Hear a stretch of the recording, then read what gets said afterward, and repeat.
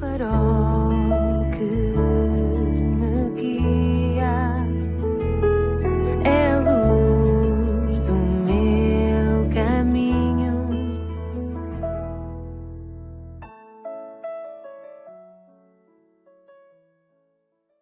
Sou o Carlos Oliveira e quero dar as boas-vindas à 105ª edição do programa Pedindo Luz, cujo tema hoje é ateísmo, ídolo com pés de barro. O ateísmo virou ídolo para muita gente, um falso Deus. Um falso Deus é um ídolo, uma representação de uma mentira, algo especificamente proibido por Deus no primeiro e segundo mandamentos que estão registados na Bíblia, no livro de Êxodo. Muitos têm feito do ateísmo o seu Deus. Isso faz-me lembrar Dagon, um falso Deus venerado pelos filisteus, que tinha o nome de Dagon, ou Dagan Takala. Os filisteus queriam que Dagon fosse supremo, a verdade, mas acabaram por descobrir que afinal tinham abraçado uma mentira, uma embustice. De facto, Dagon tornara-se num ídolo, num Deus com letra minúscula, para o povo filisteu.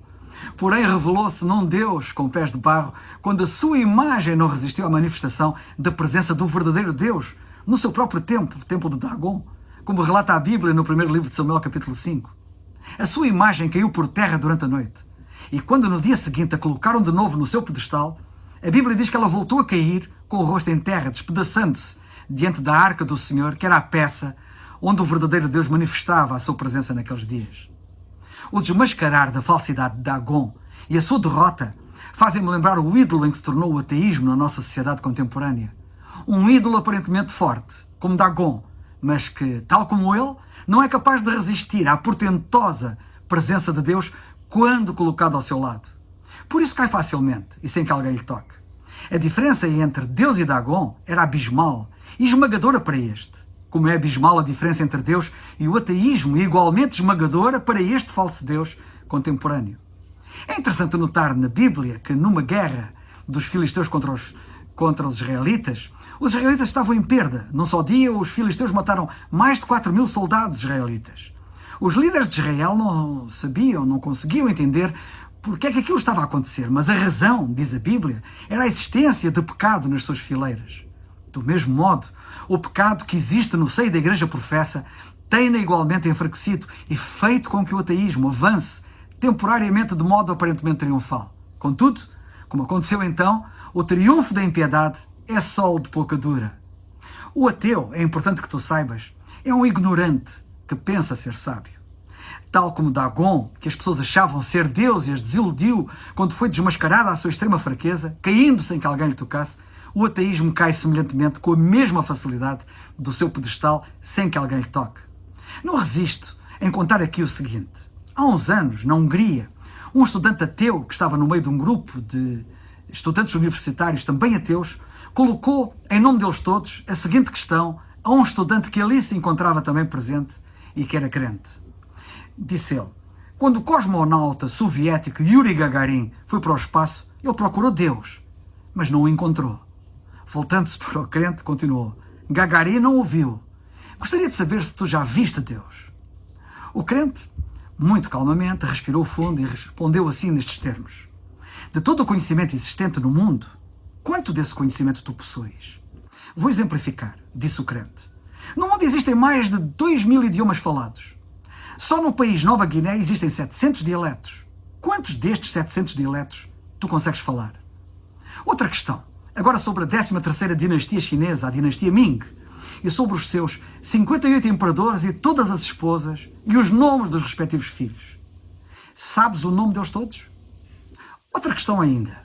Suponhamos, é uma mera suposição que eu aqui coloco, que por dia são impressos 10.000 novos livros. Quantos desses livros tu já leste? E de todo o conhecimento existente de bioquímica, por exemplo, no mundo, terás 95% de todo o conhecimento de bioquímica? Terás 90%? 50%? E quanto à histologia, também denominada anatomia microscópica ou biologia tecidual, denominações que se referem ao ramo da biologia que estuda a estrutura microscópica e as funções das células, dos tecidos e dos órgãos que compõem os organismos animais e vegetais. Qual a percentagem de conhecimento que tu tens de histologia? Queres que continue a percorrer as míriades diárias que abarcam o conhecimento humano? Vamos supor que o conhecimento é um conjunto de 100%. Qual a percentagem de conhecimento que achas que tu tens? Serás capaz de dizer que tens 90% de todo o conhecimento que há no mundo? É claro que sabes bem que não. Saberás intelectualmente falando 50% de tudo o que há para saber? Sabes bem que não também. Nem 40%, nem 30%, nem 20%. Direi, e já estou a ser muito, muito generoso contigo, que saberás 5% de tudo o que há para saber. De todo o amontoado de saber, de todos os factos, de todo o conhecimento. Isso significa que tu não sabes 95% de tudo o que há para saber. E se só sabes 5%, é lógico que ignores 95%. Seguindo o teu raciocínio, disse eu ao estudante ateu, se só sabes 5% de tudo o que há para saber, será possível que Deus exista nos 95% que tu não sabes, que tu ignoras? Será possível? Pergunto. Sabe que Deus pode existir nos 95% de conhecimento que te falta saber?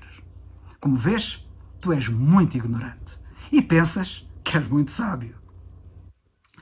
Mas mais ainda, para dizeres que Deus não existe, que nunca foi visto, precisarias de chegar a essa conclusão tendo estado, tu mesmo, em todos os lugares do universo simultaneamente. Já estiveste em todos os lugares do universo ao mesmo tempo. Tendo dito isto, o crente sentou-se e um silêncio sepulcral encheu a sala. O falso ídolo do ateísmo, o moderno falso deus Dagon do ateísmo, acabara de cair estrondosamente do seu pedestal com o rosto em terra, despedaçando-se diante dos olhos de todos os presentes. Os ateus acham que a existência de Deus é uma hipótese especulativa de uma ordem de probabilidade extremamente baixa. Mas a realidade é exatamente o contrário. Bem diz a Bíblia que Deus tornou louca a sabedoria deste mundo. Cito da Bíblia 1 Coríntios, capítulo 1. Porque está escrito, destruirei a sabedoria dos sábios e aniquilarei a inteligência dos inteligentes. Onde está o sábio? Onde está o escriba? Onde está o inquiridor deste século? Porventura não tornou Deus louca a sabedoria deste mundo? Visto como na sabedoria de Deus o mundo não conheceu a Deus pela sua sabedoria, sabedoria do mundo, aprova Deus salvar os crentes pela loucura da pregação. Eis-me, pois, aqui perante ti agora, com a loucura da pregação, com esta loucura da pregação, à semelhança do apóstolo Paulo, dando agora voz às palavras que ele escreveu nas Escrituras. E ele escreveu estas palavras no mesmo capítulo. Lhes pregamos a Cristo, poder de Deus e sabedoria de Deus, porque a loucura de Deus é mais sábia do que os homens e a fraqueza de Deus é mais forte do que os homens. Não são muitos os sábios segundo a carne, nem muitos os poderosos, nem muitos os nobres que são chamados. Mas Deus escolheu as coisas loucas deste mundo para confundir as sábias. E Deus escolheu as coisas fracas deste mundo para confundir as fortes. E Deus escolheu as coisas vis deste mundo e as desprezíveis e as que não são para aniquilar as que são, para que nenhuma carne se glorie perante Ele. Por isso, tantas vezes digo e repito o apelo do apóstolo Paulo em Atos 16:31, que é o apelo da Bíblia, que é o apelo de Deus: crê no Senhor Jesus Cristo e serás salvo. E agora pergunto, o que vais fazer tu? Oro por ti, para que a luz do Evangelho dissipe as trevas que te têm porventura envolvido e tolhido e te conduza à salvação eterna. Que assim seja.